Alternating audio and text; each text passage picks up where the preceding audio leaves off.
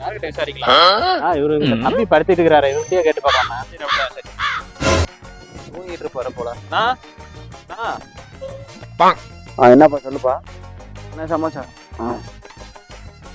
பச்சை முத்துன்னு ஒருத்தர் இருக்காருல்ல, அவர் உங்களுக்கு தெரியுமா? என்ன நம்ம அப்பா லோன் ஏதாவது வாங்கி தரா, பேக்கெல்லாம் மாட்டிட்டு வந்திருக்கிறாங்க, பார்த்தா பேங்க் மேனேஜர் மாதிரி தெரியுது. என்னவா இருக்கும், சமாளிப்போம்.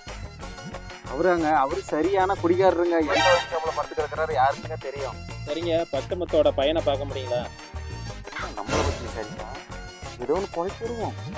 அவனாங்க அவன் பயங்கரமான பொப்பளை சோக்குங்க. எந்த காலேஜ் வாசல் படுத்து கிடக்குறான்னு யாருக்கும் தெரியாதுங்க. சரிங்க, ரொம்ப ரொம்ப நன்றிங்க நீங்க சொன்னதுக்கு. சரிங்க, வரேங்க. எங்க ஒரு நிமிஷம் இல்லைங்க, எதுக்கு இதெல்லாம் விசாரிச்சுங்க நீங்க? அதுவா தம்பி, பச்சை முத்தோட பையனுக்கு நம்ம பொண்ணை கேட்டு இருந்தாருங்க. ஆனா பச்சை முத்தோட பையனை பத்தி விசாரிக்கான்னு வந்தாங்க. நீங்க இவ்வளவு தகவல் டீட்டெயில் சொல்லிட்டீங்களா, ரொம்ப நன்றி. ஏங்க அந்த பச்சை முத்தோட பையனை நான் தாங்க. நான் மன்னிச்சிருங்க, நான் தெரியாம சொல்லிட்டுங்க, மன்னிச்சிருங்க. இல்ல, உன்னை பத்தி நீயே இவ்வளவு டீட்டெயிலா சொல்லிட்டு இன்ன வரைக்கும் திரும்ப உனக்கு பொண்ணு வர கொடுப்பான்னு உனக்கு நம்பிக்கையா? கையறா பண்ண உனக்கு பொண்ணு உள்ள மண்ணுல போடா. சார் அப்படிலாம் இல்லை சார், நல்ல பையன் sir. Sir sir sir sir sir ஐயோ, என் வாழ்க்கையை நானே கெடுத்துக்கிட்டேன்.